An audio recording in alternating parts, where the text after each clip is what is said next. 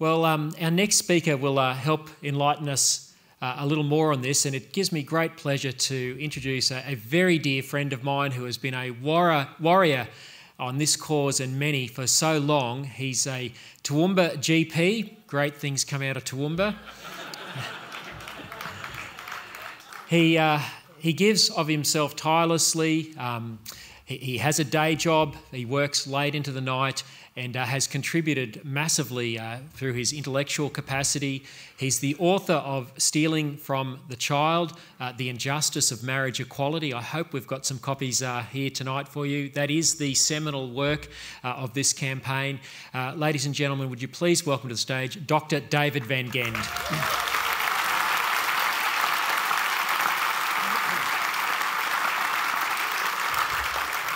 Thanks, ladies and gentlemen. Lyle is such a good friend that I only found out what I'm talking about as I came through the door tonight.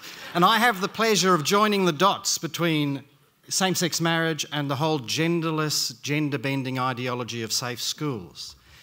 And it is one of the reasons for confidence in our leaders like Lyle and others here who stay in the shadows and remain nameless, that they knew from the very beginning that safe schools and same-sex marriage were part of a package deal, along with suppression of free speech and so on. It is a package deal. It is part of a vast genderless, Gnostic ideology. And so we've got to hope that enough of our fellow Australians understand that this great debate for the serious activists is not about marriage. It is about power. It is about obtaining that legal power that comes when you enshrine same-sex and transgender marriage in law, and using that power to then implement the rest of that intolerant, radical LGBT agenda. And it really is a revolution. It is not a small question of letting two people who love each other marry. It is a profound revolution. It is an overturning of the foundation of our society. And like every revolution, to succeed, it requires two things. If you want your revolution to succeed, you must control the education of children. And if you want it to succeed, you must suppress dissidents.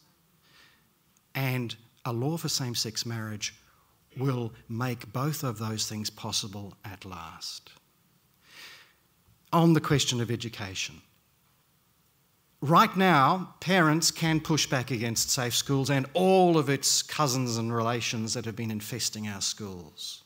We can push back, and we did, and we succeeded, didn't we, last year, in pruning safe schools, not uprooting it, as Mr. Howard said. I'd throw it in the dustbin, lock, stock and barrel. No, it was pruned, awaiting more favourable conditions for regrowth. And those conditions are when we enshrine genderless marriage in law. Because if we do, you cannot say no to genderless sex education. If we reject the objective biological truth of man and woman in marriage, we have rejected the objective biological truth of mother and father in family, and we have rejected the biological distinction of male and female. That is how profound this revolution is, and that is why safe schools and same-sex marriage are part of a package deal. But we can push back, and our mothers here have pushed back, and we must push back, and they are right. Chella was telling the truth when she said that Safe Schools tells my son he can wear a dress next year. It is on their posters, it is in their material. Heidi was right when she said that Year 7 kids, 11-year-olds, are being told they must role play being 16 and going out with someone of the same sex that they are really into. And Dr. Pansy was right when she said that overseas, where laws for gay marriage come in, these sort of programs become widespread and compulsory. You can go to Canada. Right now as we speak, a Canadian father is on television screens around the country. Steve Touloukas is telling us that we have a chance to do what Canada could not do and reject this radical LGBT gender education in schools. And Steve, last year, had to go to court to try and protect his kids from this disturbing and indecent material.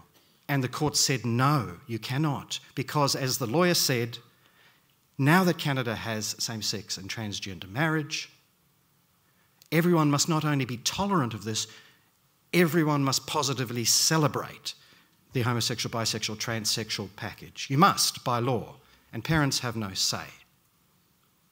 This is deeply subversive.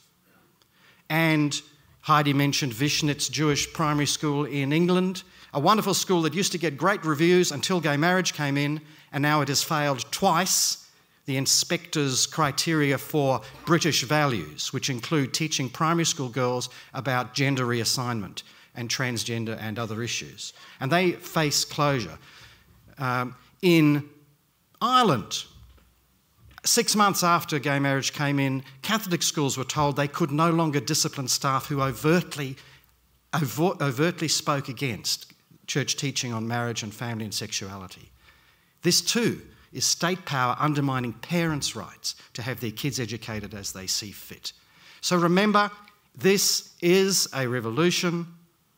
It is far more profound than we realise.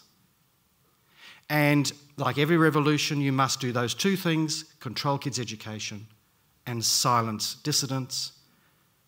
And if we do not win, if we do not get enough Australians saying no, then our kids will be subjected to safe schools on steroids. It's okay to say no.